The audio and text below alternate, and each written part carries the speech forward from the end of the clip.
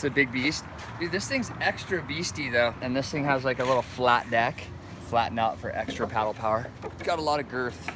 You're going so fast that they're more effective, so you don't need as much area. And if you have too much area, you're creating too much lift. Sometimes fins create lift out of the water. You don't want to have your tail popping out, so you have little fins. It's a giant 10.5 Padlock. This thing's probably got like 85 or 90 liters of volume in it. Pretty solid. Let me feel this one. So the contest leash. I'll tie one to my brother's car, I'll tie one to my car, and then we drive opposite ways and we get them all stretched out, make sure they're strong. There's no Velcro, they're tied into the board. Oh, this is pretty interesting too. So when you put it on, it goes boom, boom, boom, boom. It's a quick release. A lot of leashes have them. Pops a pin and the leash comes apart.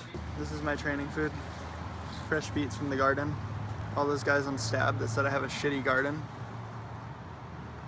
Gonna have, yeah, complete 360 view of my wipe out on my face. You can see it forward, see back, see me get my ass whooped.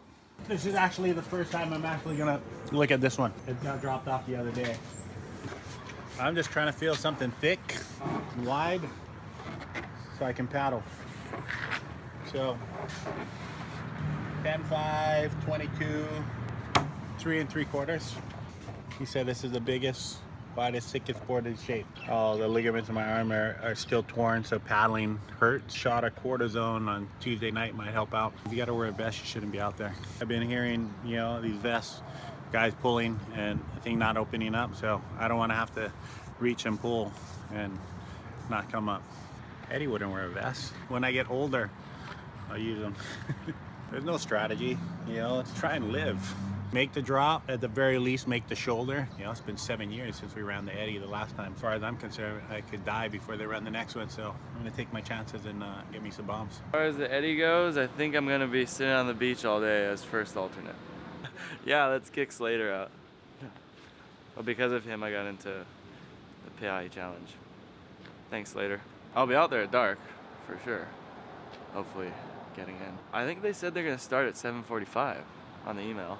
They're trying to like condense it into like a shorter format to get the whole peak of the swell. I don't know. I'm gonna be the cheerleader in the channel, bruh. And if a bomb comes wide and those guys aren't on it, I'm actually gonna have a board and I'm gonna go. Strider would go. Kind of barrel dodge in the last event. He was kind of in front of Reef on one, and then he Barrel dodge? He didn't pull in to the one section, and then I don't know, he could have won it. Are you joking? Reef took off behind me to try to make me look bad. Oh, here we go. Strategy. Well, it's weird. I mean, you could win the whole contest in one heat. That's basically what Greg Long did last time. 4 great waves and 4 big waves in one heat. But you know, you need a little luck because you got to have one of those hours where the waves pump, and there's 6 guys that all know what they're doing in your heat. Guys just charge, so they just go deep, and that's not really the spot to be, you know? You just want to be in that pocket where you just barely get around it, where it kind of hits you and you just make it, you know? That's the perfect spot. Look, we're not worried about the criteria so much. We're stoked to be in the contest, and you know, if somebody gets a big giant wave, you get a 25-foot wave, and riding the shore break, you're probably gonna get close to a perfect score. A lot of these swells have been long interval, so it's been real ledgy. When it's real ledgy, yeah, you want a short board to get under it because the transition's real curvy. At the same time, those waves are moving really fast, so you want a big board to be able to paddle fast enough to catch them. Those last couple swells have been like too big for Waimea, kind of, like 25 foot. So a lot of the big waves you can't even catch, like in the bowl. You got to catch them off the corner or the outside. So a lot of those waves they're kind of too big for the perfect pocket wave at Waimea, but then you just get a giant closeout, which is pretty cool.